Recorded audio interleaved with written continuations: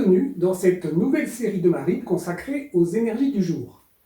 Pourquoi surfer sur les énergies du jour? Tout simplement parce qu'il est plus facile de suivre le flot que de chercher à ramer à contre-courant. On va plus loin, plus vite. Ce premier épisode est consacré aux essences et aux jours rouges et noirs. Traditionnellement, les essences correspondent au terme chinois guan, qui signifie officier. Mais chez Marip, nous les avons rebaptisées essences. Et vous verrez que c'est un concept assez profond et puissant qui va vous guider au quotidien pour être bien en phase avec l'énergie du jour. Pareil pour l'immersion?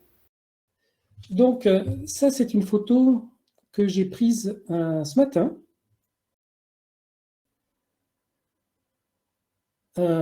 Et dessus, vous voyez un quartier de lune, en fait.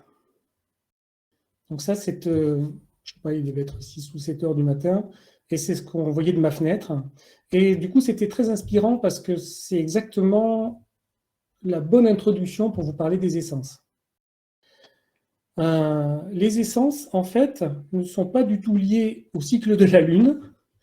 Ce sont uniquement des informations qui sont liées à des éléments qui sont plus solaires, en fait. C'est un lien qui existe entre le mois et le jour dans le calendrier solaire chinois.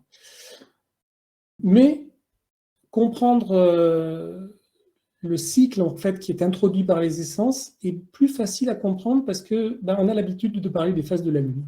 Souvent, on confond les cycles de la Lune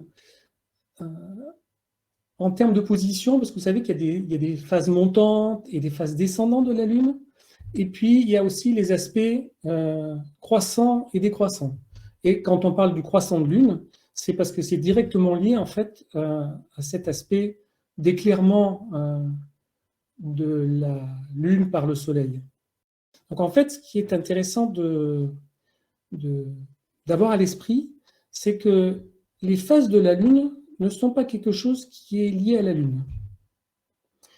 C'est un lien qui existe entre la Lune et le Soleil. Et de ce point de vue-là, ça nous parle d'une relation entre les deux qui est à l'image de ce qui se passe dans nos vies, dans nos consciences, dans le fonctionnement de notre esprit, tout autant que dans le fonctionnement de l'univers à l'extérieur. Et comprendre le fonctionnement de ces phases, ça nous permet de comprendre comment on interagit avec l'univers, comment on le perçoit. Et pourquoi c'est important? Parce que de la façon dont on perçoit l'univers autour de soi va dépendre la manière dont on va poser nous-mêmes nos actes. Si je ne comprends pas ce qui se passe, je vais réagir de manière épidermique, mais pas de manière juste. Et donc, je vais créer des mauvaises choses parce que je n'aurai pas la bonne réaction. C'est pour ça que comprendre les essences, c'est-à-dire la pulsation particulière qu'a l'univers à un moment donné, qui a une résonance en moi, le comprendre va me permettre de savoir qu'est-ce que je devrais faire ou de quoi je devrais me méfier, qu'est-ce qui est en jeu dans le moment présent, et est-ce que ce que j'envisage de faire maintenant est quelque chose qui est en lien avec ça, qui est en réaction par rapport à ça, parce qu'il y a quelque chose que je n'aurais pas perçu. Donc, comprendre l'essence du jour, c'est vraiment extrêmement important et c'est très certainement parmi toutes les énergies, disons, qui sont génériques, c'est-à-dire qui s'appliquent à tout le monde, la plus importante. Elle n'est pas extrêmement compliquée à comprendre une fois qu'on a bien les bons repères. Donc, dans les pages de l'almanach, il y a les 12 essences qui sont décrites et qu'on va rebalayer. Mais avant, je voudrais vous donner d'autres éclairages dessus pour que vous voyez dans quel univers, dans quel espace ça se place. Et je vais en parler plus par rapport donc à notre fonctionnement interne que vraiment tel que c'est décrit classiquement, c'est-à-dire les énergies qui sont en jeu dans l'univers et sur lesquelles on est supposé surfer. Parce que c'est souvent comme ça que c'est présenté. En fait, il n'y a pas de différence entre l'intérieur et l'extérieur. Donc, si on reste sur l'image que c'est quelque chose d'externe, alors on loupe la partie importante qui est de savoir qu'est-ce que ça dit de notre état d'esprit à un moment donné et de notre perception des choses. Et c'est pour ça que c'est important d'aborder ça sous cet aspect. Alors le Bazi, c'est quelque chose de différent parce que le Bazi est extrêmement personnel. Et donc le Bazi, il va créer des filtres très très spécifiques à chacun. Et ça, on en parlera plus tard, parce que je vous dirai un mot à la fin de cette session des formations de Bazi qui vont démarrer bientôt et dont les premiers modules seront gratuits. Donc vous pourrez venir confronter la différence entre les essences qui sont des énergies génériques et auxquelles tout le monde est soumis, et puis les informations qui sont liées au Bazi, ou celles qu'on peut avoir dans le Chimène et qui sont très personnelles en fait. Donc on a tous un prisme. On a tous un prisme spécifique qui est lié à notre date de naissance. Mais on a tous aussi quelque chose qui est lié à la culture, à l'endroit où on est et qu'on partage avec tout le monde. Et c'est pour ça aussi qu'on fait partie d'une société, d'une civilisation, d'une communauté, d'égrégores d'esprit. On fait partie de beaucoup de choses. Et ces choses-là, on les partage avec tous les gens qui sont autour de nous et qui tous vibrent de la même manière à un moment donné, sont soumis à ces mêmes énergies, mais ils vont les vivre de manière très différente. Voilà. Donc tout nous impacte, mais sur des plans différents. Et c'est la juxtaposition de toutes ces choses qui est importante. Donc on ne peut pas dire qu'une chose soit plus ou moins importante qu'une autre. C'est le niveau de conscience qu'on va avoir de ce qui se passe autour de nous, de ce qui est lié à des fonctionnements intrinsèques très profonds qu'on a en nous, qui sont les essences, c'est pour ça qu'ils sont partagés par tout le monde, et des choses qui sont plus spécifiques à notre Bazi, donc à notre moment de naissance. Et c'est la juxtaposition, la superposition de ces filtres qui nous fait voir le monde d'une certaine manière. Donc, l'intérêt de l'essence, c'est que c'est facile à comprendre, ça s'applique à tout le monde, donc on peut toujours en discuter avec les autres, tout le monde est soumis au même filtre à un moment donné, et donc on peut en parler. C'est plus difficile de parler de sa perception qu'on a du monde avec quelqu'un qui n'a pas le même Bazi que soi, parce que lui, évidemment, ne voit pas les choses de la même manière. Donc ce point commun est important, puisque c'est ce qui fait le socle de notre civilisation. Alors, les 12 essences, pour les citer, et puis donc, je sais que parmi les personnes qui sont là ce soir, il y en a un certain nombre qui avaient déjà assisté au webinaire du Nouvel An. On en a parlé en 2020, en 2021, on n'en a pas parlé, je pense, cette année, et c'est pour ça qu'on les a mises maintenant. Les 12 essences, c'est cette succession de ces phases qui se succèdent, qui ont un ordre logique, et qu'on peut percevoir comme le parcours d'un projet. On pourrait dire, quand on doit réaliser un projet, quel qu'il soit dans la vie, eh bien, il y a des phases. Une phase de démarrage, de déblaiement, de défrichage des choses. Et puis, voilà, et puis jusqu'au moment où le projet est arrivé à sa maturité, qu'on peut le montrer à tout le monde et finalement cueillir les fruits. En gros, c'est ça dont ça parle. Mais l'intérêt de le regarder d'une manière plus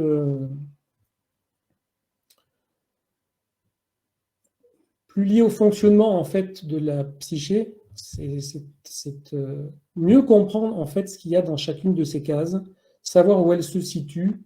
Il y a des grandes phases en fait à l'intérieur de ce cycle, et donc c'est important de comprendre ça. C'est pour ça qu'on va d'abord regarder cette partie-là en fait. Si on revenait à nos phases de la Lune,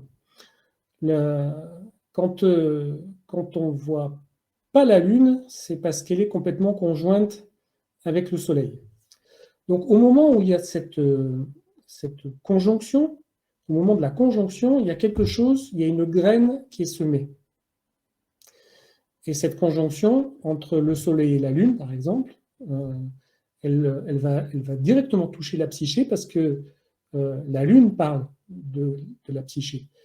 Dans les phases, dans les essences, en fait, on ne parle normalement pas de ça. Mais le principe, c'est le même. Et c'est pour ça que je fais ce parallèle. Au moment où on arrive dans cette première étape, germe dans notre esprit l'idée qu'il y a quelque chose que l'on fait dans nos schémas de pensée, dans nos vies, dans nos sociétés, qui n'est pas correct, ou qui est devenu obsolète, ou que l'on perçoit comme étant un frein. Et donc, il y a l'idée qui germe qu'il faudrait abandonner quelque chose pour construire autre chose. Et c'est de ça dont parlent les 3 premières étapes, les 3 premières phases. C'est pour ça qu'il y a marqué répudiation et construction. Il faut répudier des idées, des schémas, et chercher à construire quelque chose de nouveau. C'est pas parce que on le perçoit, on le sent, ou peut-être qu'on ne le sait pas, mais c'est à l'œuvre.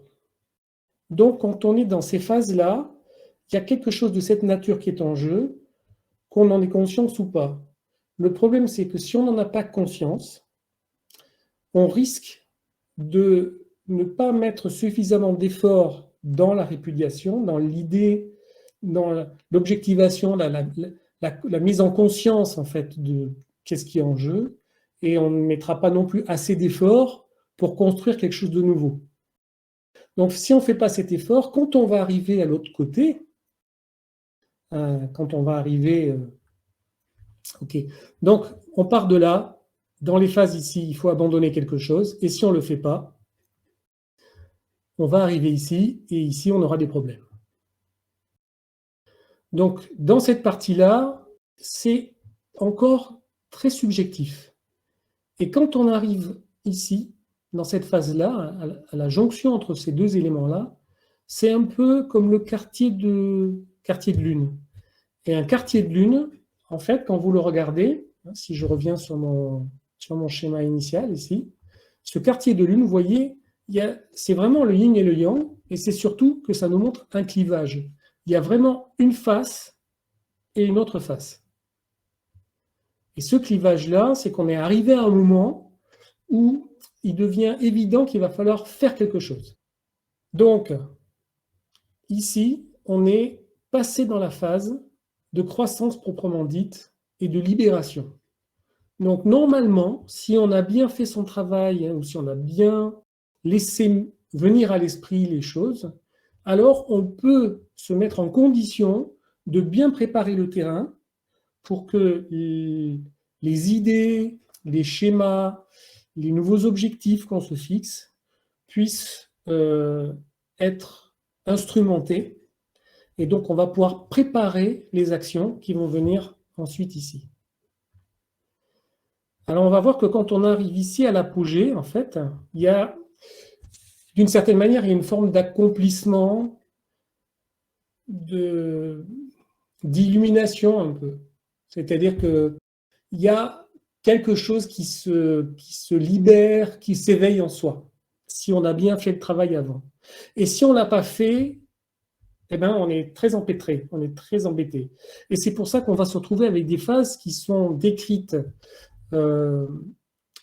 dans les classiques, donc, au niveau des officiers, comme des choses qui sont un peu délicates.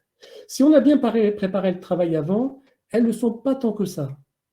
Mais si on ne l'a pas préparé, ça peut être dangereux. Et comme souvent, ce cycle-là n'est pas vécu comme un cycle de conscience, mais est décrit comme quelque chose qui est subi, lié aux événements externes, alors évidemment, c'est dangereux parce qu'on ne sait pas ce qui se passe et on peut perdre pied à ce moment-là. Donc, selon le niveau de conscience qu'on a, on ne va pas le vivre de la même manière. D'où l'importance de comprendre comment tout ça fonctionne avant de rentrer dans le détail des phases. Donc, ici, à l'opposition, ici, on va avoir une forme de révélation. Et derrière, on va pouvoir passer à l'acte. Donc, on va pouvoir faire ce que l'esprit a conçu dans les phases précédentes. Et une fois que ces actions ont été menées, alors on va arriver à une prise de conscience. Donc, quelque chose de très objectif, parce qu'on va voir l'effet de notre action sur nous-mêmes, sur notre environnement. On va voir les limites du nouveau modèle qu'on a construit. Et c'est ça qui va nous permettre de cerner, de fermer, de préparer en fait le cycle suivant. Il n'y a rien de permanent, hein. On voit vraiment qu'on est dans un cycle, on construit, on grandit normalement. Si on ne l'a pas préparé, on se casse un peu la gueule. Si on a de la chance, on comprend ce qui s'est passé et ça nous donne des billes pour préparer le cycle suivant. Et sinon, on peut tourner là-dedans longtemps sans s'apercevoir de ce qui est en jeu, avec le sentiment que les choses se répètent toujours contre soi et que c'est pas fun. Est-ce que c'est clair ce que je viens de vous dire là?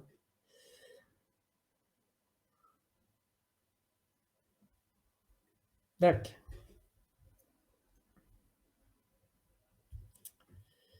Cool, ok. Donc, je vais vous donner un autre éclairage. Je vais reprendre en fait un exemple que j'avais pris en 2020. Parce qu'il se trouvait que à l'époque, juste avant en fait le Nouvel An, le webinaire du Nouvel An qu'on avait fait, qui devait être fin janvier ou début février 2020, il y avait François Cheng, qui était invité de la Grande Librairie et qui est quelqu'un de très intéressant et qui avait fait des parallèles entre le vocabulaire, la pensée française et la pensée chinoise, puisqu'il est à la jonction des deux. Et il avait fait un parallèle. Il avait parlé des quatrains. Et les quatrains, c'est très intéressant parce que ça correspond exactement à ce découpage en 4 des 12 essences. Et il disait un quatrain, c'est une dramaturgie dans laquelle il y a 4 étapes. Il y a une première partie qui est le commencement, donc qui est l'explicitation de ce dont on va parler. Puisqu'on fait un quatrain, il faut qu'on dise de quoi il retourne. Donc il faut poser un décor. Ensuite, ce décor, il amène une pensée, c'est-à-dire qu'on ne le pose pas juste pour se regarder le nombril. On le pose parce qu'on a une idée en fait à exprimer ou à porter, même si c'est poétique. Mais il y a quelque chose qu'on veut amener à l'autre ou à soi. Parce que l'écriture, ça peut être aussi quelque chose de réflexif. Beaucoup de gens écrivent, c'est ce qui alimente leur réflexion, ou se parlent. Et puis, il y a le tournant. C'est-à-dire que ce discours amène une révélation. Et cette révélation, elle va être dans ce troisième vers qui va... Toute la dramaturgie va se jouer, va se révéler. Donc, il y a quelque chose qui se passe à ce moment-là. Et ça amène sur une ouverture, une perspective. Parce que si le scénario est bien construit, et là, on le construit, puisque dans le 4.1, on le construit volontairement. Donc, on amène le dénouement qui est supposer éclairer celui qui reçoit le message, lui faire comprendre quelque chose ou se faire comprendre quelque chose qui nous permet d'avancer et qui ouvrira peut-être la voie à un quatrain suivant. J'essaie de prendre vos questions. Non, ne faites pas de lien entre les essences et le Bazi. Ce sont des choses différentes. Pour le Bazi, on fera des sessions. Oubliez en fait le Bazi pour le moment. En fait, il n'y a aucun lien. Ça, c'est quelque chose qui est complètement général et qui touche tout le monde. Tout le monde a ça. Vous savez, quand on enseigne la méditation, on reçoit des tas et des tas de gens qui ont tous des cultures différentes, parce qu'ils viennent du monde entier, et leur esprit est le même. Il fonctionne depuis que le Bouddha a enseigné la méditation, toujours de la même manière. C'est-à-dire ce qui a été enseigné il y a 3000 ans, ce qui continue à être enseigné maintenant, est toujours vrai. Donc, il y a quelque chose qui est général et qui touche tous les esprits. Et donc, on n'a pas besoin de rentrer dans le détail du Bazi pour apprendre quelque chose sur soi, sur la façon dont on fonctionne et dont on perçoit notre environnement. Après, quand on fera du Bazi, pour ceux que ça intéresse, on rentrera dans des choses beaucoup plus personnelles. Là, l'avantage, c'est qu'on peut guider tout le monde avec des informations qui sont absolument partagées par tous les esprits sur Terre. Donc, les essences, elles sont liées à chaque jour. Hein. Je rappelle que le titre des mini-sessions, c'est on surfe sur les énergies du jour. Donc, chaque jour, il y a des essences. Elles sont toutes différentes. Pour ceux qui utilisent l'almanach des énergies positives, ils verront que c'est de jour en jour, elles se suivent. Mais il y a des ruptures. Hein, et ce n'est pas des bugs. Donc, normalement, vous allez voir passer nettoyage, accumulation, équilibrage, stabilité, contrôle, tatata. Et puis, des fois, vous allez voir réussite, réussite. 2 fois réussite. Ou vous allez voir réussite, nettoyage. Il va y avoir un saut. Voilà. Donc, elles vont toujours dans le même sens. Hein, on ne vit pas à rebours. Alors qu'en Bazi, on peut y avoir les choses à rebours, mais pas dans les sens. Et chaque jour, une énergie différente, une essence différente, un challenge différent, une compression différente.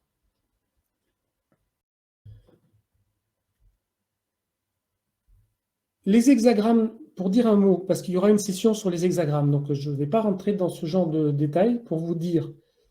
Les hexagrammes sont liés au jour, et ce dont je vous parle là est lié à une phase. Donc c'est très important de comprendre la différence qu'il y a entre un cycle de position et un cycle de relation. Dès qu'il y a un terme phase, quelque part, les essences sont des phases, ça n'est pas lié à une position, donc ça n'est pas lié à un objet spécifique.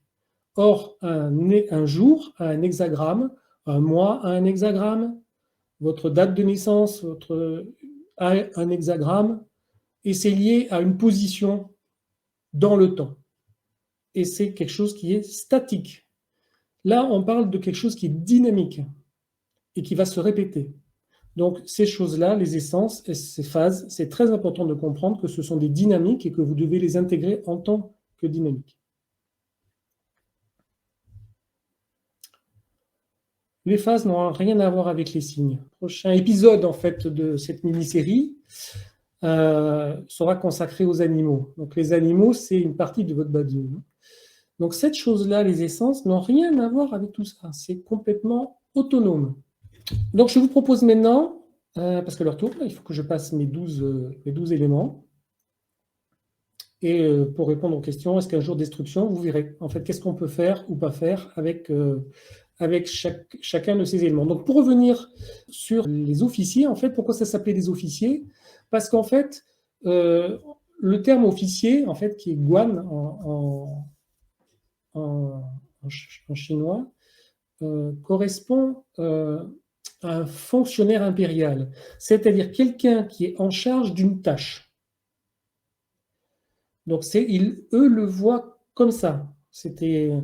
On disait l'officier qui est en charge de telle phase. Voilà. Je préfère parler d'essence parce que l'essence me ramène plus à une phase et je vois plus le côté dynamique des choses. Et c'est très, très important de le voir comme ça. Parce que si on le voit uniquement en se disant aujourd'hui c'est un jour commencement et on le voit que comme ça, on perd de vue que ce jour-là, il y a quelque chose qui se passe chez nous. Donc, ce n'est pas seulement pour pouvoir poser des actions, c'est ça que je voudrais que vous compreniez. Hein. Ça ne sert pas qu'à se dire qu'est-ce que je fais aujourd'hui. Ça me dit qu'est-ce qui se passe en moi aussi aujourd'hui. Il y a dans un jour commencement quelque chose dans mon environnement, dans mon fort intérieur, qui crée une nouvelle impulsion. Et dans les jours qui suivent, si je suis attentif, je peux la développer. Si je ne le regarde pas comme ça, je me dis simplement, est-ce que c'est le bon jour pour aller planter des choux? Je n'apprendrai rien sur moi. Donc le commencement, je vous ai mis les caractères chinois. Alors bon, c'est pas tellement pour que vous les reteniez, hein. C'est juste parce que c'est intéressant de vous expliquer en fait rapidement en fait qu'est-ce qu'ils veulent dire. Parce que souvent, revenir à la source, c'est intéressant et les caractères chinois sont polysémiques. Ils ont beaucoup sont porteurs de beaucoup de sens. Et souvent, ce sont des caractères qui sont anciens. Et les caractères anciens, ils sont encore plus intéressants parce qu'ils sont vraiment porteurs de sens. Voilà. Donc, le caractère qui est là veut dire fonder, établir. En fait, il est créé à partir de ce caractère-là qui veut dire écrire des règles et de celui-là qui parle des étapes et des comportements. Donc, ça veut dire que dans le commencement, on est en train d'écrire les tables de la loi. Donc, soit on est en train effectivement d'écrire les tables de la loi, soit il y a quelque chose qui est en train d'écrire des tables d'une nouvelle loi et qui arrive, qui affleure à notre esprit. Voilà. Donc, c'est pour ça qu'on est dans quelque chose qui n'est pas construit encore. C'est quelque chose qui arrive juste. Il n'y a rien de concret. Voilà. Donc, commencement, en termes d'action, ça veut dire que c'est un moment intéressant pour se poser des questions par rapport à des idées qu'on a et qui ne sont pas très arrêtées. Si on veut vraiment parler en termes d'action, qu'est-ce que je fais un jour commencement? Je me dis, tiens, j'ai des idées, je pourrais en parler à des amis, je pourrais aller voir des partenaires potentiels pour savoir si ça les intéresserait de faire ce genre de choses. On est au niveau de l'inception de l'idée. Donc, je donne une idée à moi ou à d'autres et je veux voir en fait comment cette idée va prendre. En tout cas, si je ne mets pas cette première pierre, c'est sûr qu'il n'y a rien qui va se développer. Donc, en termes d'action, c'est ça. Et en termes plus personnels, c'est de quoi ça parle qu'il faudrait abandonner ou cultiver. Il y a quelque chose qui doit changer, en fait. Ça parle de ça. Donc, ce jour-là, il faut être attentif à ce genre de choses. La phase suivante, c'est le nettoyage. Donc, le caractère chinois, il veut dire supprimer, éliminer, diviser, mettre à part. Donc, là, on est clairement dans ce dont je parlais au début, qui est la répudiation. C'est-à-dire que pour pouvoir faire apparaître quelque chose de nouveau, il va falloir accepter de supprimer quelque chose d'ancien. Donc, ça peut être des schémas de pensée, des habitudes. Si on est en termes de business, ça peut être des façons de faire, des segments de marché, des relations avec certains partenaires. C'est le moment où on se pose les questions, on regarde qu'est-ce qui va pas. Voilà. C'est pour ça que c'est important de ne pas lancer des projets ce jour-là. Parce que si vous lancez un projet ce jour-là, c'est avec la ferme volonté qu'il n'aboutisse pas. Ça peut être une manière de faire. C'est-à-dire que si vous voulez faire semblant de faire quelque chose, vous le faites ce jour-là. Ça peut être utile. Ça peut être une stratégie en matière de business ou même relationnelle. Mais si vous avez vraiment l'intention de déployer quelque chose et qui se concrétise, ce n'est pas le jour pour le faire. Ça, c'est un jour où, si on le prend plus sur un plan intérieur, vous avez pressenti qu'il y avait quelque chose qui changeait et vous vous demandez, vous laissez monter, qu'est-ce que vous pensez qu'il serait bien d'abandonner maintenant? Ou, si vous ne le voyez pas, qu'est-ce que vous aimeriez développer? Et donc, par effet de miroir, va vous révéler en creux qu'est-ce qui empêche de faire ça et donc qu'est-ce qu'il faut abandonner maintenant. Troisième étape, donc la fin de cette phase d'abandon, c'est la phase d'accumulation. La phase d'accumulation, alors ça peut paraître paradoxal puisqu'on disait qu'il fallait abandonner, mais en même temps, il faut accueillir des nouvelles choses. Et ici, le caractère, en fait, le caractère man qui est là, il veut dire qu'on est plein, qu'on est rempli, qu'on est satisfait. En fait, il est construit à partir de la clé de l'eau qui est là. et de ce caractère qui veut dire enfin, d'une certaine manière, qui est juste là pour la prononciation. Vous savez que dans les caractères chinois, il y a une partie qui porte la sémantique et une partie qui souvent est là uniquement pour dire comment ça se prononce, puisque évidemment, les caractères ne se lisent pas comme ils s'écrivent. C'est différent de chez nous. Donc en fait, la racine, c'est l'eau. Pourquoi? Parce que l'accumulation veut dire l'eau est arrivée au niveau de la berge. Donc on est arrivé au max de ce qu'on est capable de collecter maintenant.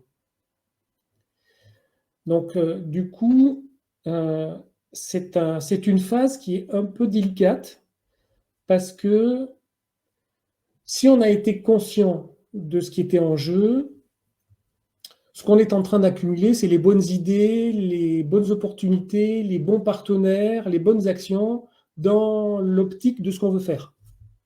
Si on n'a pas été conscient de ce qui était en jeu, on est en train là d'accumuler, de continuer à appuyer sur ce qui fait mal. Et malheureusement, ce jour-là, cette essence-là va nous confronter aux problèmes que ça engendre parce que ça peut provoquer beaucoup de problèmes. Si je continuais à placer de l'argent sur quelque chose qui va manifestement en perdre, il y a un moment où je vais me prendre le retour de bâton. Donc, vous voyez, donc c'est de ça dont on parle là. Donc, c'est une essence qui est intéressante quand on sait pertinemment ce qu'on est en train de faire. Par exemple, si vous avez des créances et que vous voulez les récupérer, vous avez prêté de l'argent, vous avez prêté du matériel, et maintenant vous attendez que quelqu'un vous rende les choses, c'est le bon moment pour aller les réclamer. Il y a cette idée de récupérer. Ce n'est pas un moment dans lequel il faut dépenser, placer, parce que quand vous placez de l'argent, vous le sortez de votre trésorerie et donc vous le dépensez. Donc cet effet de l'argent qui sort va s'amplifier. Ça veut dire que si vous dépensez 1000 ce jour-là, vous pouvez être sûr que en fait, ça va vous coûter 3000. Je n'ai pas regardé quand ils ont lancé les EPR à Flamanville, mais à mon avis, ça devait être un jour comme ça, hein, vu l'état de la note. Donc, c'est un jour dans lequel c'est important de cultiver la partie croissance. Donc, c'est pour ça que souvent dans les textes, on dit c'est important d'être gai, de faire la fête, de garder un esprit positif, parce que le fait d'être dans cet état d'esprit va avoir un effet multiplicatif de cet état. Donc voilà, il faut vraiment choisir un jour accumulation ce qu'on fait. Donc ça, c'est la fin de la partie subjective. On a préparé d'une certaine manière le terrain. Et maintenant, on va passer à quelque chose qui est plus dans... On n'est pas encore dans l'action, mais on est dans la préparation. C'est une forme d'action d'une certaine manière, d'accord? Mais on n'est pas dans l'action au sens où elle est vraiment... le projet, en fait, n'est pas vraiment posé. On est en train d'établir le soubassement, en fait, d'une certaine manière. Le soubassement, c'est aussi du travail, donc il y a quand même des choses à faire. Mais ce n'est pas le projet au sens où il serait vraiment complètement réalisé. Et si on parle de quelque chose à l'intérieur de moi, ça veut dire que je vais chercher peut-être un mentor, je vais chercher des formations, je vais chercher un certain nombre de choses qui vont me permettre, ou des partenaires, qui vont me permettre de réaliser ensuite mon projet. Donc, on est dans cet élément-là. La première étape, c'est l'équilibrage. Donc, est-ce que j'ai trop de quelque chose ou pas assez de quelque chose en fonction de l'état dans lequel je me trouve, que ce soit intérieurement ou extérieurement, ce jour-là est propice pour rétablir l'équilibre.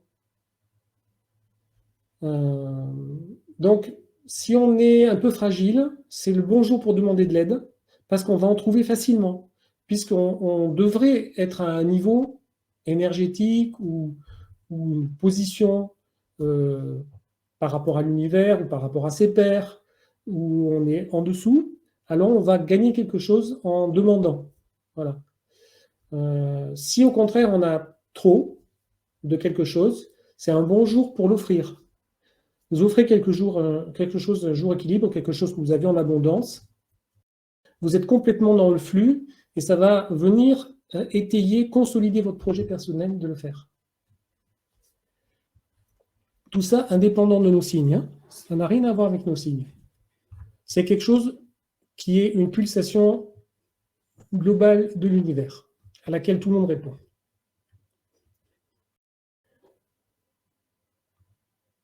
Étape suivante, stabilité. Donc là, stabilité, le caractère veut dire tranquille, calme, fixe, déterminé. Il est construit à partir d'un caractère qui veut dire, de ce caractère qui veut dire le toi, en fait, et de ce caractère qui dit pile poil, juste bien droit, en fait. Donc ça nous montre en fait que le toit est bien installé sur la maison. Ça peut paraître bizarre, mais souvent en Asie, en tout cas dans les endroits où il pleut beaucoup, ils montent le toit en premier. Ils montent le toit sur les piliers et ensuite ils font l'intérieur. Chez nous, on fait l'inverse, hein. Le toit, il vient quand on a fait tous les murs. Mais pas chez eux. Donc le toit s'installe en premier. Donc, quand on a posé le toit, ça veut dire qu'on est en train de s'installer dans la durée. Donc, on a trouvé un accord. Il y a quelque chose qui est bien planté, disons, là-dedans. Donc là, la question qui se pose n'est plus un problème de croissance instantanée. Le terme stabilité, il est souvent à rapprocher du terme longévité. Donc, la question qu'on se pose maintenant, c'est pas de savoir qu'est-ce qu'il faut faire tout de suite pour lancer le projet, c'est comment est-ce que je dois articuler les choses pour que mon projet tienne dans le temps. Et donc, il faut penser long terme maintenant. C'est ça qui est en jeu à ce moment-là. Donc, sur le plan intérieur, si ce qui est en jeu, c'est changer des habitudes, changer sa façon de voir, ça peut être changer de métier ou changer sa façon de faire son métier, il faut vraiment se poser la question de comment on voudrait se voir dans 5 ans ou comment on voudrait vraiment voir notre action une fois qu'elle est déployée. Parce que souvent, on a trop la tête dans le guidon de ce qui se passe maintenant et on fait beaucoup de choses dans l'urgence de la nouvelle idée qu'on a et on ne la met pas suffisamment en perspective et du coup, on peut louper les bases parce qu'il y a des paramètres qu'on n'a pas pris en compte et qui sont importants d'avoir au départ pour que ça tienne dans le temps et qu'on y soit bien aussi. Ce n'est pas seulement que le projet au sens business, c'est un projet dans lequel on va vivre, c'est un mode de pensée ou c'est une façon de voir ou de mener les choses, une nouvelle manière de mener les choses, et il faut que je sois bien dedans. Il faut que j'y sois bien longtemps. Donc, il faut se poser les bonnes questions à ce moment-là. Le jour stabilité, il est bien pour ça, parce qu'il apporte cette tranquillité intérieure qui permet de mettre les choses en perspective et qu'on ne peut pas faire les autres jours. Donc, dans les recommandations qu'on donne aussi, c'est que c'est important, alors là, en termes de relations, de faire attention à ce qu'on dit ce jour-là. Parce que comme les choses sont stables et durent longtemps, si vous vous fâchez avec quelqu'un, si vous prenez une mauvaise décision, elle va avoir un impact qui va aussi être inscrit dans la durée. Et ce n'est pas forcément un avantage. Donc, on fait très attention à ce qu'on dit ce jour-là. Et inversement, si vous avez des proches, des collègues avec qui vous travaillez, ou des enfants, ou votre conjoint, les gens qui font partie de votre projet de vie, c'est important aussi ce jour-là de leur envoyer un miroir, un message positif, parce que c'est quelque chose qui va aussi les nourrir longtemps. Donc ce jour stabilité, c'est aussi, d'une certaine manière, on peut dire, c'est un bon jour pour communiquer, mais en étant très attentif à ce qu'on dit, et en étant, voilà, je pense que le terme qui convient, c'est le mot bienveillant. Donc c'est un jour où il faut énormément cultiver la bienveillance à l'égard de soi et des autres, parce que c'est quelque chose, du coup, qu'on plante pour longtemps. Et qu'on a assez du jour suivant pour venir redresser les récalcitrants. Donc la phase suivante, c'est la phase contrôle. Donc, la phase contrôle, elle est construite à partir de voilà, ce caractère-là, qui a deux parties. Ce caractère qui représente un criminel qu'on frappe, et ça, c'est la main qui tient l'objet qui frappe le criminel. Oui, c'est assez clair quand même. Donc, en fait, ce caractère-là veut dire tenir, persister, appliquer quelque chose. Donc, c'est pour ça qu'on l'appelle contrôle. Ce contrôle, finalement, réunit un peu les deux idées que on doit tenir les rênes, en fait, de son projet, de sa vision, de son objectif, et que c'est important de regarder tout ce qui est déviant pour le redresser et d'encourager tout ce qui est bien, en fait. Mais c'est vraiment un moment important où on va établir la trajectoire qui va déterminer ensuite la vie du projet. Parce que là, on commence à s'approcher de la phase où on va vraiment rentrer dans la matière, où le projet va vraiment prendre forme de manière incarnée, hein. Pour l'instant, on était dans quelque chose qui était dans notre esprit, on construit quelque chose, mais ce n'est pas concret encore. Et là, on va arriver au concret. Alors, on va arriver à une phase particulière, qui est la phase de destruction.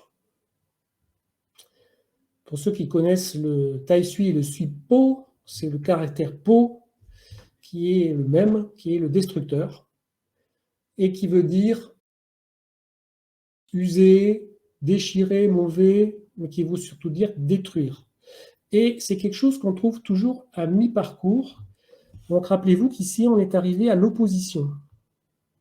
On est à l'opposition de ce qui a germé juste au démarrage, au commencement. Donc là, il s'est passé quelque chose. On est arrivé à un aboutissement. Et donc, si on veut pouvoir mettre en œuvre ce qu'on a concocté au moment du commencement, eh bien, il va falloir lâcher ce modèle ancien avec lequel on fonctionnait. C'est le moment où on le fait. Et là, il y a une vraie action volontaire. Donc la destruction, elle est volontaire. Je ne peux pas mettre en œuvre mon nouveau modèle si je ne saborde pas l'ancien. Donc, si je crée une nouvelle entreprise, si je restructure mon entreprise, si je modifie mon segment de marché, si je modifie mes habitudes personnelles en disant tiens, j'avais l'idée de devenir végétarien, je le fais. À ce jour-là, symboliquement ou concrètement, je me sépare de tout ce qui était lié à la viande chez moi, donc, et j'en achèterai plus. Donc, il y a vraiment quelque chose. Donc, c'est vraiment le moment où on va se débarrasser de toutes les choses qui sont inutiles en lien avec le projet. Si on ne l'a pas fait, le travail préparatoire, à ce moment-là, on a un souci puisque on n'arrivera pas à faire le choix. C'est-à-dire qu'on va être confronté à une difficulté parce que ce qui aurait dû être un parcours qui nous amenait à faire la chose naturellement, après tout ce cheminement, finalement, on n'est pas prêt à le faire. Donc, c'est pour ça que dans les textes classiques, on dit qu'il faut s'isoler, il ne faut pas trop interagir avec l'extérieur. Souvent, on dit que c'est le moment approprié pour se débarrasser des choses vraiment concrètement. Donc, si vous avez besoin de vous débarrasser de personnes parce qu'elles ne rentrent plus en phase avec votre projet de vie ou projet business ou type de client que vous ne voulez plus avoir, c'est le bon jour pour le faire. Donc, soit vous le dites, soit vous le sanctuarisez d'une manière ou d'une autre. Et évidemment, ce n'est pas le bon jour pour faire des choses qui sont délicates. C'est pour ça qu'on dit pas d'opération chirurgicale, on ne se marie pas un jour comme ça, sauf si c'est un mariage blanc, auquel cas ça peut être intéressant, puisque le but c'est de libérer quelqu'un et de ne pas vous mettre un fil à la patte à vous. On ne lance pas de contrat avec des gens, sauf si on veut qu'ils se cassent la figure, mais en général, c'est pas ce qu'on veut. Et on évite les voyages parce qu'ils ne partent pas sur de bonnes bases. Voilà. Donc c'est un moment de mise en action, mais dans un cycle global, et certaines actions bien spécifiques, on ne les fait pas. Donc le caractère qui est en haut ici, il veut dire danger et en même temps élevé, un endroit qui est élevé. On est au sommet de quelque chose. Le caractère qui est là, c'est l'homme, et le caractère qui est ici, c'est le sommet de la colline. Donc l'homme est arrivé au sommet de la colline. Donc après, vous voyez, on le retrouve en partie ici, l'homme est au-dessus, et puis après le reste, c'est pour la prononciation. Donc on a ce caractère way qui nous dit qu'il y a un danger en fait. Il y a une sorte comment on dit, de perte d'équilibre, en fait, de vertige intérieur. L'image, en fait, c'est quelqu'un qui arrive au sommet de la montagne. Donc, monter au sommet d'une montagne, c'est assez facile parce qu'on peut se tenir au rocher quand on monte. Mais quand on est arrivé en haut et qu'on a planté son petit drapeau, eh ben, c'est facile de tomber. Donc, on a à la fois la révélation, c'est pour ça que je vous disais qu'il y a quelque chose de l'accomplissement, de la révélation, de l'illumination, parce que quand vous arrivez en haut, tout d'un coup, vous voyez la lumière de l'autre côté de la montagne qui vous était cachée pendant que vous la montiez. Mais maintenant que vous êtes arrivé en haut, ben vous voyez, et en même temps, c'est vertigineux, parce que les perspectives réelles de ce que vous avez mis en œuvre se révèlent à vous. Et ce n'est pas parce que vous les aviez préparées qu'elles étaient totalement intégrées. Et donc, cette phase-là, elle est dangereuse dans ce sens-là, parce que maintenant, je suis réellement confronté à l'énergie de ce que j'ai mis en œuvre. Et voilà, c'est perturbant. Les chakras vont être perturbés, les énergies internes. Et sur le plan externe aussi, parce que vous allez, si on parle de business, vous allez bouleverser quelque chose vis-à-vis de vos collègues, de vos employés ou de votre marché. Donc maintenant, en fait, c'est un moment très important, la phase péril, c'est un moment où on fait profil bas, on se détend, on laisse en fait le travail qu'on a fait, ce qu'on a abandonné pendant la phase de destruction, tout ce qu'on a construit dans les phases précédentes, on le laisse s'installer et ce profil bas permet en fait de le digérer. C'est pour ça que c'est important, en général, de rien faire un jour comme ça. Donc, si on est obligé de faire quelque chose ce jour-là, on risque de prendre des mauvaises décisions parce qu'on n'est pas très stable, en fait, sur sa position. Donc, un jour péril, c'est aussi un jour où, intérieurement, il y a une sorte d'abîme du fait d'avoir révolutionné quelque chose dans nos vies, si on parle de quelque chose d'intérieur. Et donc, le fait d'avoir abandonné quelque chose n'a pas encore fait apparaître quelque chose de nouveau. Donc, de ce point de vue-là, c'est perturbant. Hein. On ne sait pas si on a bien fait. C'est pour ça qu'il y a ce doute. Et donc, c'est important de rester tranquille à ce moment-là, parce que la phase suivante va faire apparaître, va concrétiser nos efforts. Si on bouge trop tôt, on n'a pas encore établi notre équilibre à l'intérieur, et donc, voilà, on ne va pas forcément prendre les bonnes décisions, faire les bonnes actions. Il ne faut rien faire.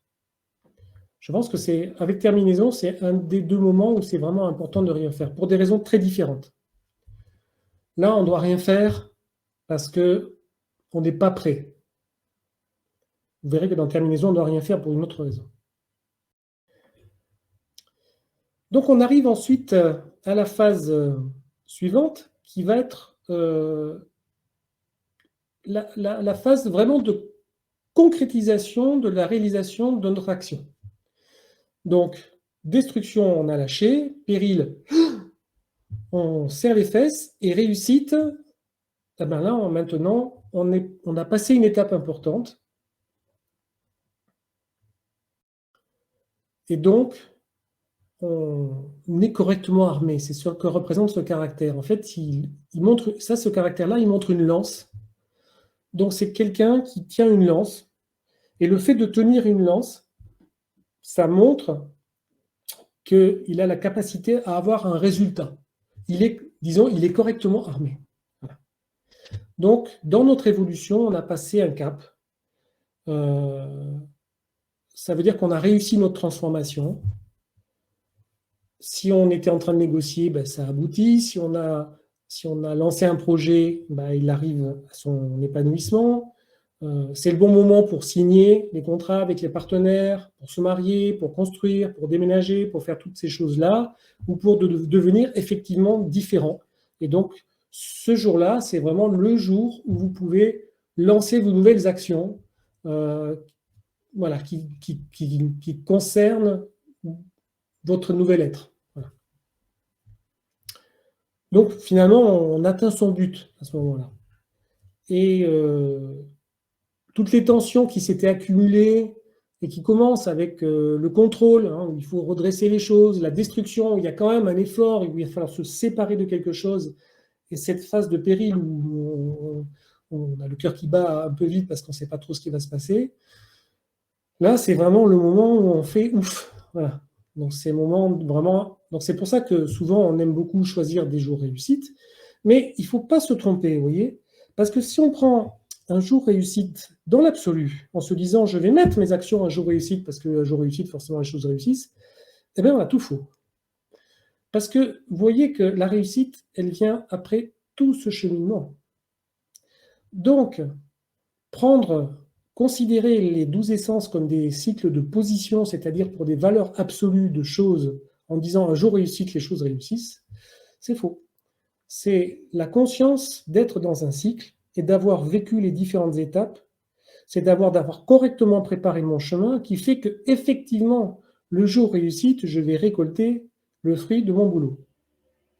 Donc c'est très important de comprendre ça, parce que sinon on va juste prendre son calendrier, se choisir des petites dates, et on pense que l'univers va faire le boulot. L'univers ne fera jamais le boulot pour vous. Ça vous dit simplement que c'est le bon jour en accord avec la phase dans laquelle vous devriez vous trouver dans votre action. Voilà. C'est la phase qui correspond à cette étape de votre projet. Mais si vous êtes dans une phase de nettoyage, voilà, vous êtes dans une phase de nettoyage, il faut attendre un jour nettoyage. Il ne faut pas le faire un jour réussite. Voilà. Si vous pensez que vous allez lancer votre projet alors que vous n'avez pas encore fait le nettoyage, vous n'avez pas fait l'équilibrage, vous n'avez pas fait toutes ces choses-là, il ne va pas se passer grand-chose. Hein. C'est pour ça que souvent les gens sont déçus, ont le sentiment que les choses ne fonctionnent pas, parce que la recette n'est pas appliquée comme il faut. Voilà. C'est un peu comme, pour prendre c'est un peu comme une autre image, c'est comme si on se mettait devant le four et qu'on enfournait le plat et qu'on se dise on va avoir un super gâteau, mais c'est con, on n'a mis ni la farine, ni les œufs, on n'a pas fait la garniture, il n'y a rien dans le plat en fait. Donc c'est sûr que le gâteau, le moule quand il va sortir du four, lui il sera réussi. Hein. Il n'y aura rien à manger. Ça, c'est vraiment frustrant. Bref, donc on va arriver maintenant à quelque chose qui est un tournant dans le 4.1 et qui va arriver à la phase qui est dite d'ouverture, hein, ce que François Cheng appelait l'ouverture, qui va être une forme de crise de conscience. Ça va être le moment où on peut partager avec ceux qui ont été nos partenaires dans le chemin. Et c'est aussi un moment réflexif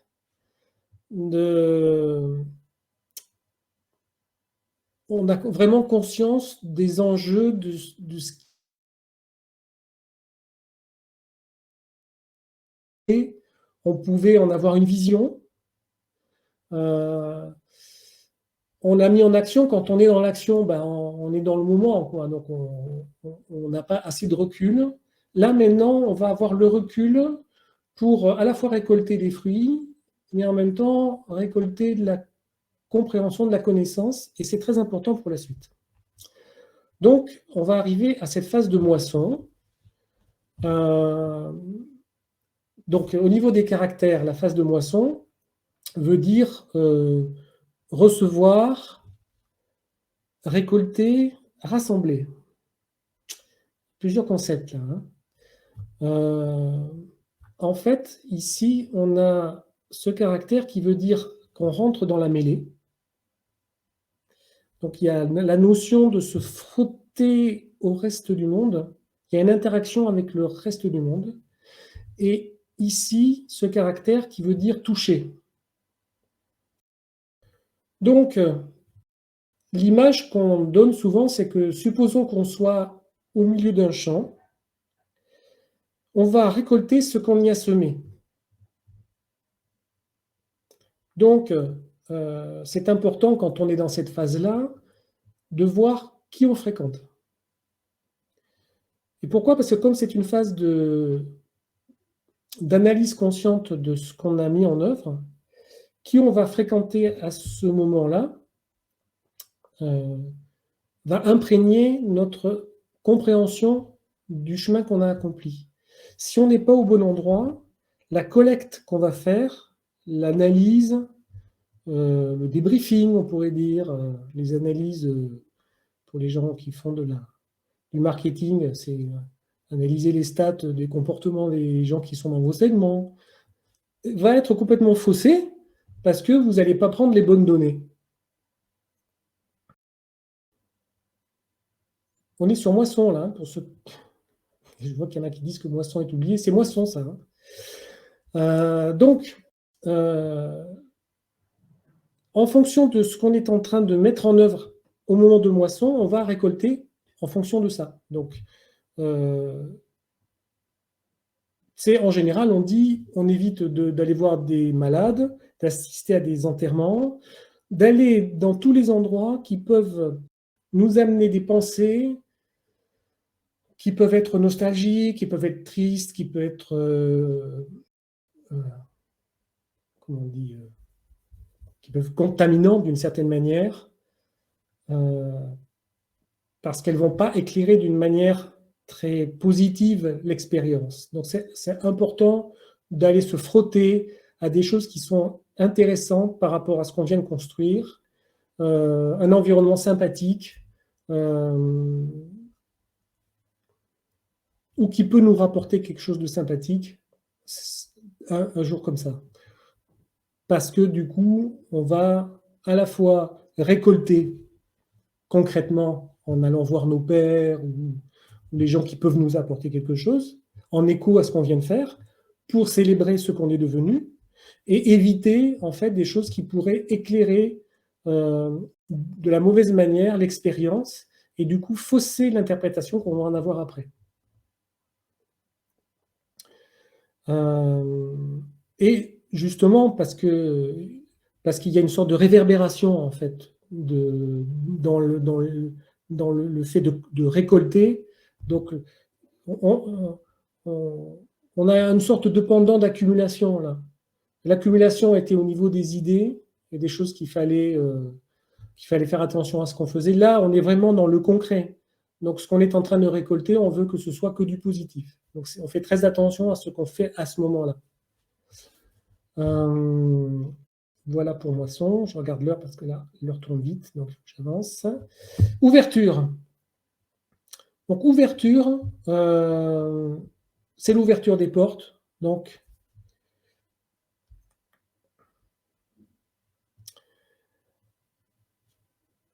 le caractère, c'est les portes en fait. Hein. Donc, c'est les portes, ça veut dire se mettre en marche, s'épanouir, fonder.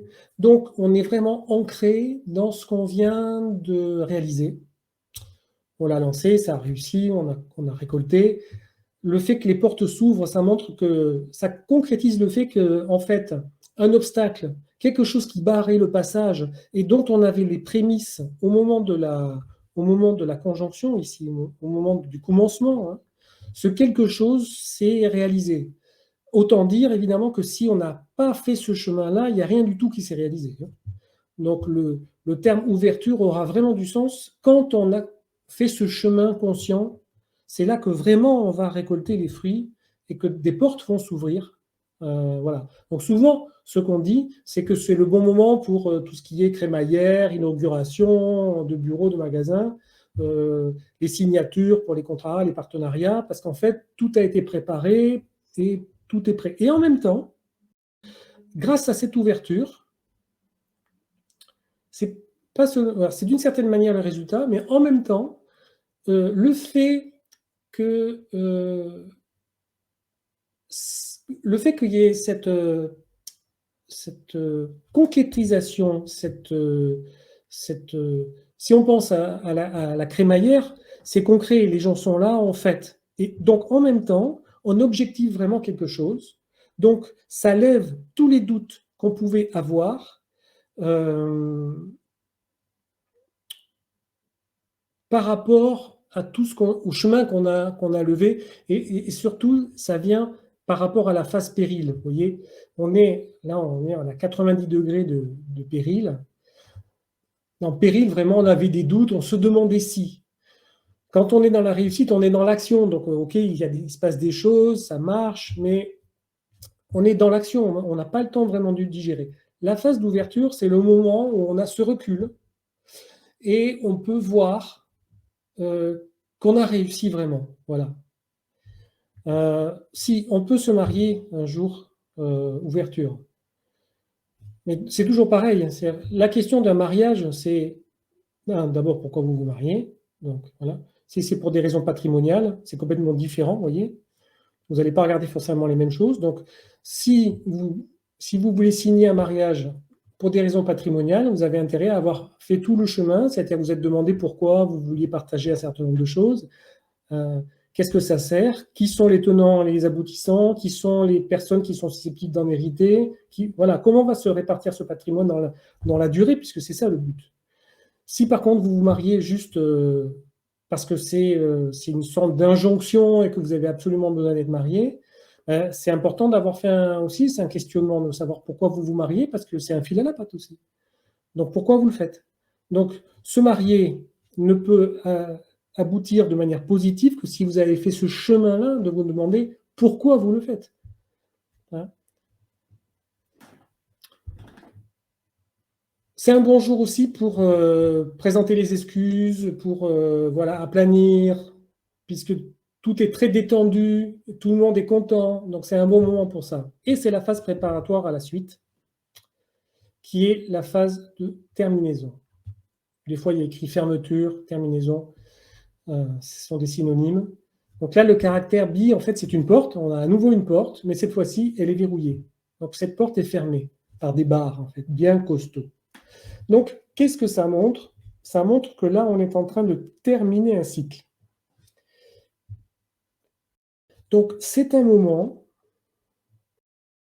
où on prend conscience que le modèle qu'on vient de créer a des imperfections. Et c'est bête, juste vous venez de signer pour le mariage. Vous signez pour le mariage et vous comprenez que peut-être ce n'était pas une bonne idée ou que ça ne couvre pas l'intégralité de ce que vous pensez que ça couvrait.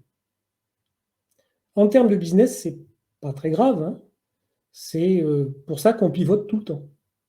Il y a toujours quelque chose qui fait que votre projet doit évoluer. Et votre projet de vie aussi doit évoluer. Votre compréhension de votre interaction avec vous-même, avec l'univers, avec vos proches, votre conjoint, toutes ces choses-là sont toujours des moments de compréhension, des choses qui ont bien fonctionné et qui, par l'ouverture, vous donnent le punch, la joie, l'envie de continuer. Et dans la phase de terminaison, on vous donne aussi cette compréhension, ce recul, que les choses ne sont pas parfaites. Donc là, c'est un moment où on n'agit pas parce qu'on veut être observateur. Et on ne peut pas voir en même temps qu'on agit ou qu'on pense. Donc pour pouvoir vraiment voir, il faut juste laisser les choses et ne pas agir. On dit aussi souvent que c'est un moment où, dans les classiques, ce qu'on dit plutôt, c'est que l'esprit n'est pas correctement aligné avec l'univers et qu'on n'a pas vraiment accès au savoir profond. Et donc, souvent, on est mal inspiré. Donc ça, c'est un éclairage. Moi, l'éclairage que je vous donne, c'est ce qu'on trouve dans les textes. Hein. Mais l'éclairage que je vous donne, il est plus inscrit dans les cycles. Et dans les cycles, on comprend que pour qu'il y ait un commencement, c'est-à-dire que pour qu'on puisse se laisser pénétrer par l'idée qu'il y a quelque chose qu'on peut changer, il faut avoir conscience du fait qu'il y a quelque chose qui ne va pas. Et c'est dans cette phase de terminaison, dans ce moment où on n'agit plus, où on se laisse juste attentif, en pleine conscience. Et dans cette pleine conscience, n'agissons pas, on va pouvoir laisser faire. Alors, je vois un terme qui passe, introverti. Introverti, c'est intéressant si on est en train de parler d'un cycle qui vous concerne intérieurement, qui concerne le fonctionnement de votre esprit. Mais si on est en train de parler de la façon dont vous interagissez avec votre conjoint, par exemple, puisqu'on parlait des mariages, c'est le moment où c'est important de voir ce qui se passe sans le juger. C'est juste pouvoir voir, noter et lâcher. Vraiment ce qu'on fait dans Vipassana. Ce n'est pas une dissociation, c'est juste, si on est dissocié, l'esprit ne s'observe plus. Il serait juste en train de dire c'est bleu dehors, c'est rose, mais c'est pas ça. En fait, c'est qu'est-ce que je perçois qui, d'un certain point de vue, est dysfonctionnant ou fonctionnant. Mais il faut que je voie vraiment les choses telles qu'elles sont.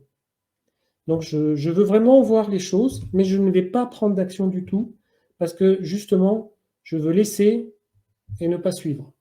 À ce moment-là, j'ai une chance qu'il y ait une clarté dans l'esprit qui se manifeste. Et c'est elle qui va, à la jonction de la terminaison du commencement, amener une idée qui va permettre le début d'un nouveau cycle. Voilà. Si on est toujours agissant au moment de la terminaison, c'est dommage parce qu'on ne prend pas ce recul et c'est pour ça qu'on dit vraiment rester dans le repli et l'observation. Là, je vous ai décrit le cycle pour vous décrire ce que représentent les phases. C'est sûr que votre projet ne va pas se faire en 12 jours. Hein. Ni votre réflexion sur la raison pour laquelle je me marie ou pas, avec qui je me marie, ou comment je réorganise mon entreprise, avec quel partenaire je vais m'associer, quel nouveau type de projet je vais développer, de projet professionnel, projet de vie. Donc, en fait,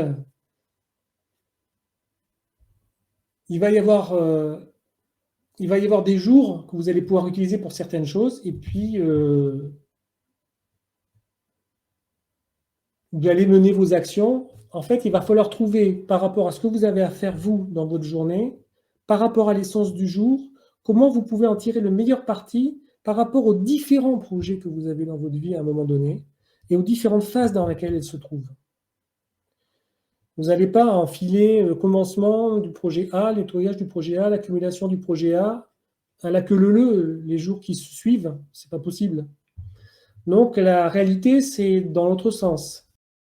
Vous savez que vous avez différents projets dans votre vie. Ils sont tous à des étapes différentes. Déjà, le fait de les confronter, de confronter ça à ces phases, ça vous oblige à conscientiser tout ça. Et donc, on vous demande où vous en êtes par rapport à tout ça. Et une fois que vous savez où vous en êtes, vous pouvez vous demander quelle est la phase suivante dans laquelle vous voulez aller. Et donc, vous allez pouvoir planifier quand vous allez le faire. C'est là que, derrière, vous allez pouvoir rajouter des couches successives de feng shui, de badze, parce que cette chose-là, par exemple, ces phases, ne vous disent pas quel est le meilleur projet pour vous, le meilleur chemin de vie pour vous, les meilleures cordes à votre arc que vous avez, la meilleure manière de faire les choses, ça va être avec le badze et le chimen que vous allez faire. Et c'est pour ça qu'on va faire aussi des sessions sur ces choses-là. Ça vous dit comment le mettre en œuvre dans un calendrier de tous les jours. parce que c'est assez concret et c'est assez simple de pouvoir établir son agenda, mais on ne peut le faire que parce qu'on est conscient des enjeux. Sinon, on est juste à la cueillette d'un jour qui va bien, mais bon, il ne pourra jamais vraiment apporter son plein potentiel parce que le travail préparatoire n'aura pas été fait. Donc, si on est un jour ouverture, mais qu'on n'a pas fait d'accumulation, ben, on n'a rien à proposer en fait. On n'a pas mis suffisamment de billes dans son truc. Donc, vous voulez proposer un nouveau projet à vos collaborateurs, mais vous n'y avez pas réfléchi, vous n'êtes pas confronté avec des pairs ou avec quelqu'un un mentor qui peut vous questionner, vous challenger. Donc, vous n'avez pas établi la phase de contrôle, par exemple. La phase de contrôle, c'est bien pour ça. Vous avez des tas d'idées, vous allez chercher un mentor, vous allez lui dire, tiens, qu'est-ce que tu en penses? Ça peut être un collègue ou quelqu'un qui peut comprendre en fait votre situation, qui va vous dire, ah, est-ce que tu as pensé à ça? Voilà. Et ça, si vous ne l'avez pas fait, au moment où vous arrivez à votre phase d'ouverture, qu'est-ce qui va se passer? Ben, il ne va pas se passer ce que vous avez prévu parce qu'il y a des choses que vous n'avez pas vues et qui vont vous revenir dessus. Donc, vous allez louper votre phase d'ouverture. Donc, c'est important, donc, du coup, par rapport à tous vos projets, de savoir exactement si vous avez établi ces phases ou pas. Est-ce que vous avez pensé à tout ça? C'est en ce sens que tous ces arts traditionnels chinois, ils sont d'autant plus intéressants pour comprendre que pour pouvoir gruger le système en allant bidouiller de droite et de gauche pour obtenir un effet levier parce que vous mettez en œuvre des énergies. C'est toujours plus faible que de surfer sur le flot. Et donc ces outils, je dis toujours, hein, ceux qui me suivent depuis longtemps le savent, ces outils, ils font partie des arts techniques, des arts chinois techniques. Ils sont tous adossés aux arts des montagnes, qui est l'art d'élever son esprit. Pour élever son esprit, on a besoin de comprendre, et ce sont des magnifiques paires de lunettes, tous ces outils techniques, pour nous permettre de comprendre qu'est-ce qui est en jeu vis-à-vis de nous-mêmes et des autres. Et donc, voilà, là, on a un modèle qui nous permet d'agir. Il ne sert pas qu'à faire de la sélection de dates, il sert surtout d'abord à grandir soi-même. Voilà. Et une manière de s'en servir de manière intelligente pour que les projets qu'on veut mener à terme, et en particulier les projets personnels et qui concernent toutes les relations humaines qu'on a avec les autres, il y a tout en fonction de cette interdépendance qu'on a les uns des autres, et puissent tirer le maximum de notre potentiel et de celui des autres. Donc voilà, je pense que c'est important d'avoir ça à l'esprit. Alors, juste pour finir, puisque je voulais parler des jours rouges et des jours noirs, les jours rouges, donc, en fait, ces jours-là sont construits sur un travail qui a été mené par un grand maître qui s'appelait Maître Dong Dejiang, son ouvrage, c'est ce qu'on appelle le Donggong. C'est quelqu'un qui est de l'époque de la dynastie Ming, donc c'est pas tout jeune. Il avait analysé en fait les 60 types de jours, les 60 piliers, pour chacun des 12 mois solaires. Donc ça fait une grande combinatoire. Et il avait déterminé tout un tas d'informations à partir duquel on construit les activités, qu'on verra dans un autre épisode, et duquel on peut extraire une synthèse qui permet de faire les jours rouges et les jours noirs. Donc, il n'y a pas que ça dedans, mais une partie vient de là. Les jours rouges sont donc des jours où il y a une super énergie, il y a quelques-uns dans l'année. C'est très intéressant quand on a vraiment besoin d'un super coup de pouce et que c'est important pour nous que cette chose-là se réalise. Il y a d'autres techniques, mais ça, c'est une technique qui est à la portée de tout le monde et très simple. Et inversement, les jours noirs sont des jours où les énergies de l'univers sont très instables. En particulier, vous verrez que le jour du solstice ou le jour qui précède le solstice sont des jours qui sont extrêmement instables sur le plan énergétique. Par exemple, au niveau des étoiles volantes, il y a un passage de relais entre un cycle yin d'étoiles et un cycle yang d'étoiles. Et donc, c'est très, très, très flou, en fait, les énergies à ce moment-là. Et c'est vrai de tout un tas de choses par ailleurs. Donc, il y a un certain nombre de jours dans l'année où certains cycles sont en train de changer ou de passer le relais. Et ces moments-là ne sont pas favorables pour faire quoi que ce soit. C'est pour ça qu'ils sont noirs. Voilà. Donc, c'est important de le savoir. Est-ce que vous avez des questions ? Non, Stéphanie, il ne faut pas chercher à mettre ça en phase avec le Bazi. Parce que les phases du Bazi sont des phases différentes. Voilà, ça c'est quelque chose qui est disponible dans le jour. Je ne vous conseille pas de chercher à utiliser le Badze au jour le jour. Ça n'est pas fait pour. Je vous explique pourquoi en deux coups de cuillère à peau. Le Badze, c'est 4 piliers qui sont vos dates de naissance. À ces 4 piliers, vous allez rajouter le pilier de la chance, le pilier de l'année. Ça fait déjà 6 piliers. Ça fait déjà 6 piliers qui interagissent entre eux.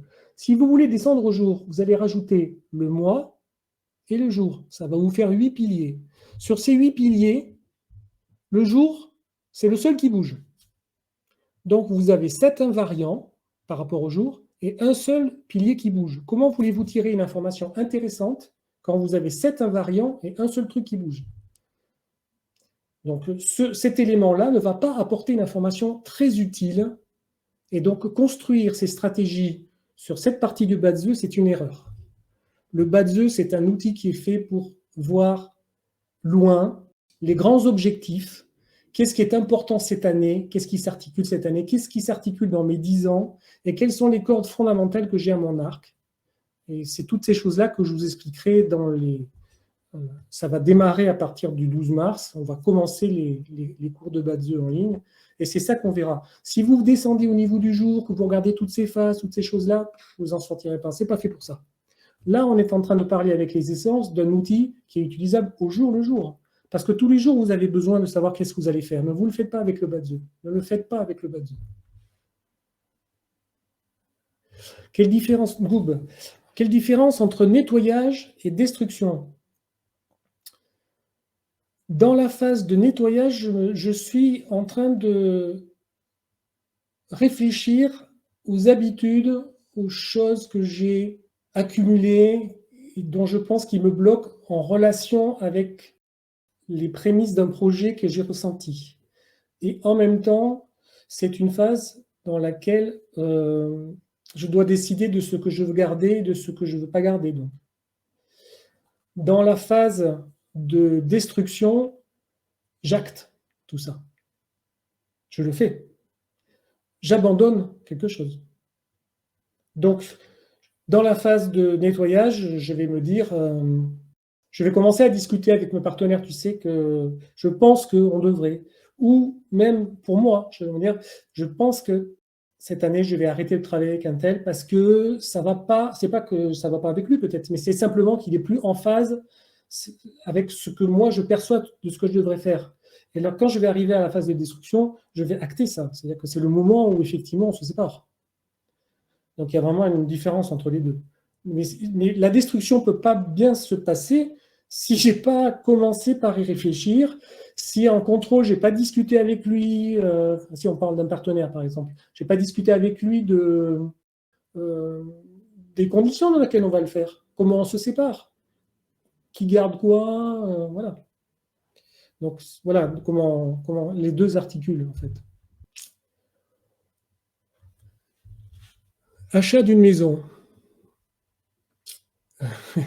Signature prévue un jour nettoyage.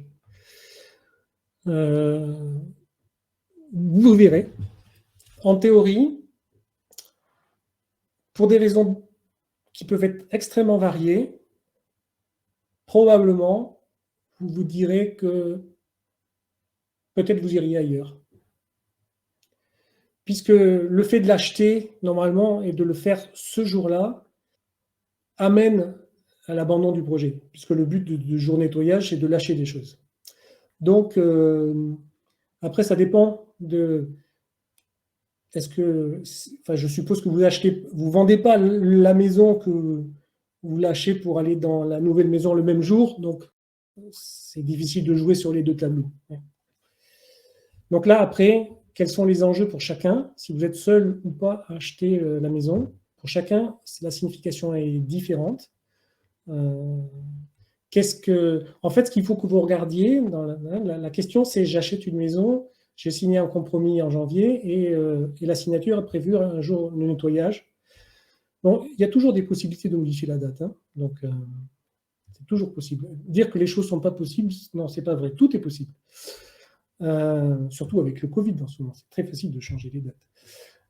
Mais voilà. Sinon, quel était votre projet en vous installant dans cette maison? Qu'est-ce que vous avez projeté dedans? Qu'est-ce que vous n'avez pas anticipé? Et qui, si vous signez effectivement à cette date-là, va vous revenir comme un retour de bâton parce que vous ne l'aurez pas vu et qui va vous forcer à faire quelque chose qui va changer votre projet. Voilà. C'est ça qu'on peut voir en fait dans ce truc.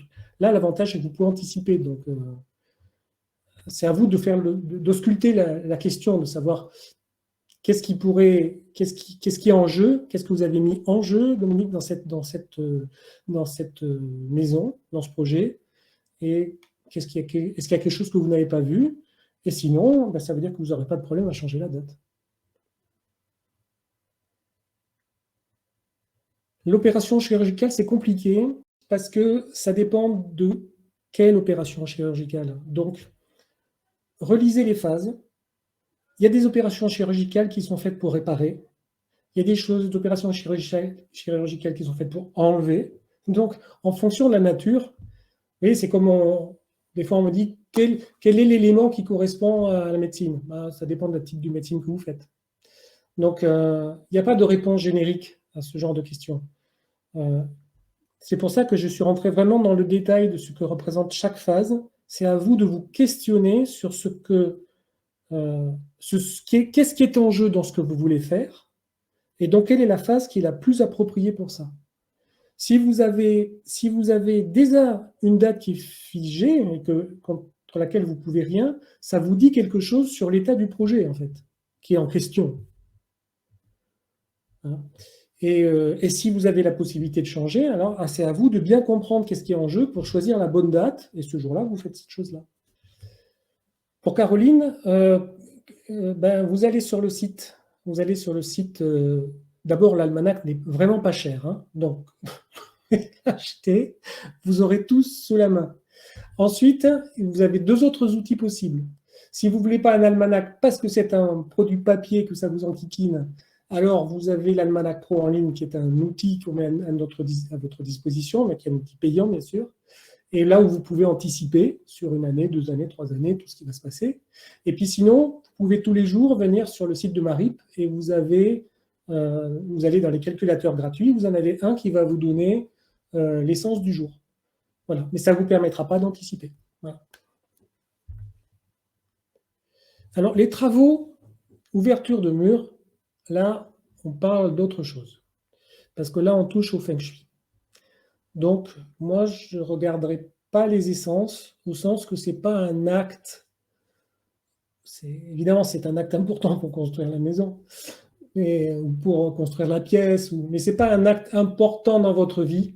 Par contre, c'est une interaction avec les énergies de la Terre. Et là, c'est important de regarder d'autres aspects qui sont liés au feng shui. Il y a des aspects temporels, bien sûr. Ces aspects-là, on les a abordés dans le webinaire du Nouvel An. On a parlé des énergies qu'il ne faut pas chambouler. Donc, reportez-vous au webinaire du Nouvel An que vous pouvez voir en replay. Hein. Vous allez sur la page d'accueil de Marip et vous pouvez le voir. Sinon, il faut regarder au niveau du feng shui, qu'est-ce qui est opportun ou pas de faire et quand il faut le faire. Voilà. Alice, vous voulez partir? Vous en avez marre d'être dans votre petit coin de verdure? Quitter son pays et s'installer dans un autre pays, il faut vraiment, je vais vous renvoyer à ce que j'ai expliqué, c'est pourquoi vous le faites. Est-ce que vous quittez votre pays pour abandonner quelque chose? Comment vous avez maturé votre projet? À quelle phase vous en êtes dans ce pays? Pour aller dans ce pays, si c'est un projet qui a été préparé de très longue date, allez-y un jour ouverture. Voilà. Si c'est juste une tentative et que vous n'êtes pas sûr, vous ne voulez pas partir longtemps, alors vous pouvez choisir. Supposons qu'on veuille vous muter, par exemple, et que vous n'êtes pas très chaude pour le faire. Alors vous pouvez choisir habilement d'y aller un jour où ça va être un élément de destruction ou un élément qui va saboter en fait le projet. Et là, vous savez très bien que du coup, vous n'irez pas longtemps. Vous voyez? Donc vraiment, en fonction de ce qu'on veut faire, on ne peut pas dire a priori qu'il y ait un jour qui soit approprié. Si vous partez de votre pays pour aller dans un autre pays en vous demandant comment ça serait en fait de faire ça, ou l'idée de, vous n'êtes pas établi spécifiquement pour ce pays, mais vous avez l'idée de partir de votre pays. Vous pouvez y aller un jour commencement. Voilà, parce que vous jetez les graines de quelque chose, mais vous vous laissez toute l'attitude d'évoluer par la suite. Donc, en fonction de l'état d'esprit dans lequel vous êtes, de l'état d'avancement de votre projet, de pourquoi vous le faites, vous choisissez la phase. Il n'y a pas de réponse, vous voyez, vraiment déterminée à chaque chose. Et on peut faire Non, il faut pas faire on ne fait pas de prédictif. Ça n'existe pas, le prédictif. Tous les gens qui font du prédictif racontent des grosses bêtises, hein. On ne peut pas prédire. Tout événement sur Terre, tout événement va avoir des avantages pour certains et des inconvénients pour d'autres. Donc, n'importe quel outil que vous utilisez ne peut pas dire si ça va être favorable ou pas. C'est fonction de la posture que vous allez développer. Donc, ce sont des outils de conscience. Ce ne sont pas des outils de voyance. Et les utiliser comme des outils de voyance, c'est juste pour faire plaisir à la galerie. Donc, tous les gens qui vont vous dire l'année du tigre d'eau, c'est ceci, c'est cela, c'est des foutaises. Ça n'est pas possible, en fait, de raconter ce genre de choses. Parce que pour chacun, ça sera différent. Voilà, il faut savoir ce qu'on veut, c'est ça qui est important. Alice, il n'y a rien qui est définitif. Il part définitivement, oui, il part, mais voilà. Donc, si votre fils part au Japon, ben, il sait dans quel cadre il part, donc il sait comment il a préparé son projet, et donc en fonction de ce qu'il veut obtenir, il peut choisir une date pour y aller. Voilà. Hélène, les phases, oui, les phases sont les mêmes pour toutes, puisque c'est une pulsation de l'univers. C'est une pulsation qui est liée au Soleil, aux phases solaires.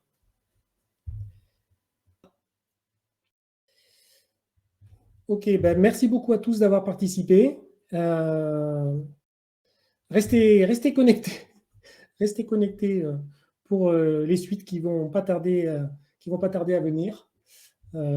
Et puis, je vous souhaite à tous une super soirée et à bientôt.